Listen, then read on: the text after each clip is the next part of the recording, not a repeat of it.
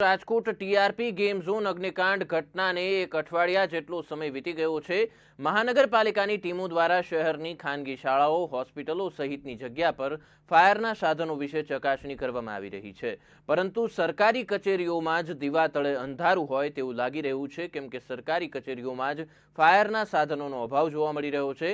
રાજકોટ અને સૌરાષ્ટ્ર માટે મહત્વની ગણાતી અભિલેખાગાર કચેરી કે જ્યાં રાજાશાહી સમય વખતથી અત્યાર સુધીના દસ્તાવેજો, આલેખનો, પ્રોપર્ટીના દસ્તાવેજો પણ સાચવવામાં આવે છે, તે કચેરીમાં ગુજરાત ન્યૂઝ દ્વારા રિયાલિટી ચેક કરવામાં આવ્યું હતું। ત્યારે ફાયરના સાધનો તો જોવા મળ્યા, પરંતુ સાધનો એક્સપાયર થઈ ગયેલા હોવાનું સામે આવ્યું હતું। ત્યારે આ મામલે અધિકારીએ જણાવ્યું હતું કે ગત 10 તારીખના રોજ ઉપરી કચેરીમાં સાધનો વિશે લેખિત રજૂઆત કરી છે, પરંતુ કોઈ કાર્યવાહી નથી કરવામાં આવી।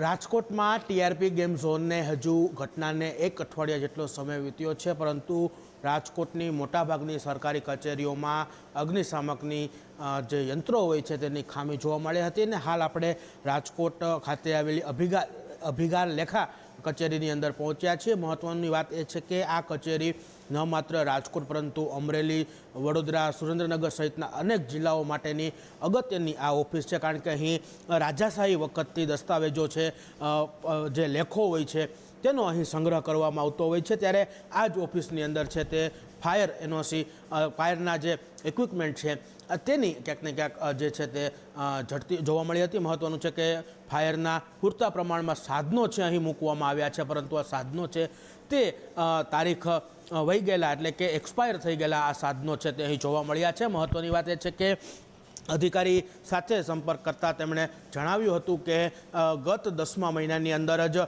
જે છે તે લાગતા વળગતા વિભાગની અંદર છે તેમના દ્વારા લેખિતમાં અરજી કરી દેવામાં આવી છે, પરંતુ ઉપરી અધિકારીઓ કે ઉપરી લેવલથી હજુ સુધી નવા જે ફાયરના સાધનો છે તે નથી આપવામાં આવેલા। ચોક્કસથી જે કહી શકાય કે સૌરાષ્ટ્ર માટે જે મહત્ત્વની ઓફિસ છે આ ઓફિસની અંદર જ કહી શકાય કે ફાયરના સાધનો છે તેની ઉણપ સામે આવી છે। મહત્ત્વની વાત એ છે કે આ ઓફિસોની અંદર ન માત્ર રાજકોટ પરંતુ આજુબાજુના જિલ્લાઓના પણ રાજાશાહી વખતથી લેખ, વેચાણ માટેના રજિસ્ટ્રેશનો સહિતની વસ્તુઓ છે તે અહીં સંગ્રહ કરવામાં આવતી હોય છે। બહુ કિંમતી કહી શકાય એવા દસ્તાવેજો પણ છે તે અહીં સાચવવામાં આવતા હોય છે। સાચવવા પાછળ કરોડો રૂપિયાનો ખર્ચો છે તે કરવામાં આવી રહ્યો છે, પરંતુ ક્યાંક ને ક્યાંક જો આગજનીની ઘટના આ ઓફિસની અંદર બને છે તો ફાયરના સાધનોની ઉણપને કારણે ક્યાંક ને ક્યાંક આ કરોડો રૂપિયાના કે કહી શકાય કે બેજ કિંમતી દસ્તાવેજો છે તે ક્યાંક ને ક્યાંક નાશ પામે તેવી ભીતિ છે તે સેવાઈ રહી છે। મહત્વનું છે કે